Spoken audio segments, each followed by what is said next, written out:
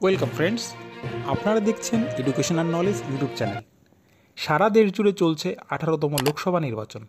7 দফার এই ভোটে ইতিমধ্যেই প্রথম দফার ভোট সম্পন্ন হয়েছে।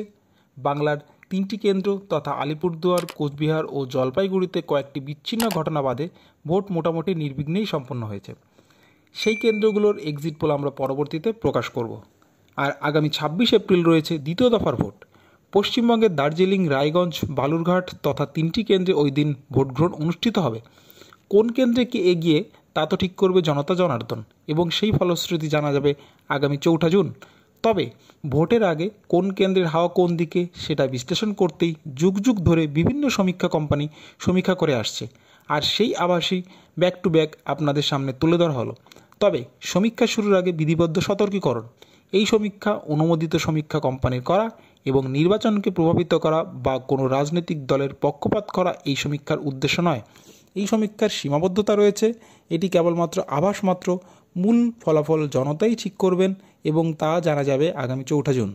এই সমীক্ষা দেখে নয়, বরং নিজের বিচার বিবেচনায় নিজের ভোট নিজে দেবেন নিজের পছন্দের প্রার্থীকে। এবারের দ্বিতীয় দফার প্রথম কেন্দ্রটি হলো দার্জিলিং। উত্তরবঙ্গের এই জেলা গত লোকসভা ও বিধানসভা নির্বাচনে তৃণমূলকে হারিয়ে দিয়ে কার্যত বিজেপি সকল কেন্দ্র দখল করেছিল। 2019 সালে 4,13,443 ভোটে রাজু বিস্তা জয়লাভ করেন। এবার এই কেন্দ্রে প্রার্থী হয়েছেন তৃণমূল থেকে গোপাল লামা। বিজেপি থেকে হর্ষবর্ধন সিনহার কথা হলো প্রার্থী হয়েছেন আগেরবারের জয়ী প্রার্থী রাজু বিস্তা। কংগ্রেস থেকে প্রার্থী হয়েছেন মুনিশ তামাং। এই কেন্দ্রে রাজু বিস্তাকে নিয়ে প্রথমে আপত্তি উঠলেও দলীয় কোন্দল মিটিয়ে বর্তমানে পরিস্থিতি স্বাভাবিক রয়েছে, তাই এই কেন্দ্রে রাজু বিস্তা অর্থাৎ বিজেপি এগিয়ে থাকবে। তবে সমীক্ষা বলছে পাহাড় ও সমতল ইস্যুতে আগের বারের চেয়ে এবারের ভোট মার্জিন কমবে। দ্বিতীয় দফার পরবর্তী কেন্দ্র হলো রায়গঞ্জ। 2019-এর লোকসভা ভোটে বিজেপি সাংসদ দেবশ্রী চৌধুরী এই কেন্দ্র থেকে প্রার্থী হয়ে জয়লাভ করেছিলেন, যদিও এবার তিনি কলকাতা দক্ষিণ থেকে লড়বেন। আর তার জায়গায় এবার প্রার্থী করা হয়েছে বিজেপির তরফ থেকে কার্তিক পাল। এদিকে তৃণমূল থেকে গতবারের বিধানসভায় বিজেপি থেকে জয়লাভ করা দলবদলু বিধায়ক কৃষ্ণ কল্যাণী। অন্যদিকে কংগ্রেস থেকে প্রার্থী হয়েছেন আলী ইমরান। যদিও এই কেন্দ্রে বিজেপি বিধায়কের দল বদল করায় কিছুটা হলেও ধাক্কা খেয়েছে গেরুয়া শিবির।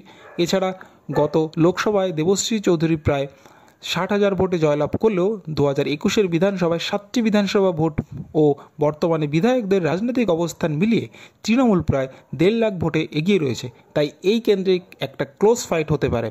তবে গত সপ্তাহের নরেন্দ্র মোদীর জনসভার ভিড় সমস্ত সমীক্ষাই পাল্টে দিচ্ছে, তাই এই কেন্দ্রে বিজেপি প্রার্থী কার্তিক পাল এগিয়ে থাকবে বলে জানিয়েছে সমীক্ষা সংস্থা। পরবর্তী কেন্দ্র হলো বালুরঘাট। বর্তমান পরিস্থিতিতে বালুরঘাট কেন্দ্র একটি অন্যতম গুরুত্বপূর্ণ কেন্দ্র, যেহেতু বিজেপির রাজ্য সভাপতি ডক্টর সুকান্ত মজুমদার এই কেন্দ্র থেকে প্রার্থী হয়েছেন। আর কার্যত সেই কারণেই এই কেন্দ্রে ইতিমধ্যেই পা পড়েছে প্রধানমন্ত্রী, স্বরাষ্ট্রমন্ত্রী ও মহাগুরু মিঠুন চক্রবর্তীর। গত লোকসভা ভোটে এই কেন্দ্র থেকে ডক্টর সুকান্ত মজুমদার 33,293 ভোটে জয়লাভ করেন। তারপর দিন পাল্টেছে, রাজ্য সভাপতি হয়েছেন তিনি। এবারের নির্বাচনে এই কেন্দ্র থেকে প্রার্থী হয়েছেন তৃণমূল থেকে বিপ্লব মৈত্র, বিজেপি থেকে সুকান্ত মজুমদার, বাম জোট প্রার্থী জয়দেব সিদ্ধান্ত, আইএসএফ প্রার্থী মোজাম্মেল হক। সমীক্ষা বলছে এই কেন্দ্রে মার্জিন বাড়িয়ে ডক্টর সুকান্ত মজুমদার এই কেন্দ্র থেকে এগিয়ে থাকবেন বলে মনে করা হচ্ছে। তো 3টি কেন্দ্রে আসন ধরে 3টি কেন্দ্রেতেই বিজেপি এগিয়ে থাকবে বলে জানিয়েছে সি ভোটার, এবিপি ও TV9-এর সমীক্ষা সংস্থা। সুতরাং প্রথম ও দ্বিতীয় দফার মোট 6টি আসনের মধ্যে বিজেপি পেতে পারে 5 থেকে 6টি আসন, তৃণমূল পেতে পারে 0 থেকে 1টি আসন এবং বাম কংগ্রেস জোট 0। এই বিষয়ে আপনি কি মনে করেন নিচে কমেন্ট করে জানাতে পারেন, এবং নির্বাচনের দফা অনুযায়ী প্রতিটি আসনের সমীক্ষা পরপর দেওয়া হবে। সঙ্গে থাকতে চ্যানেলটি সাবস্ক্রাইব করুন, ভিডিওটি ভালো লাগলে লাইক করুন এবং অন্যদের শেয়ার করুন। ধন্যবাদ সকলকে।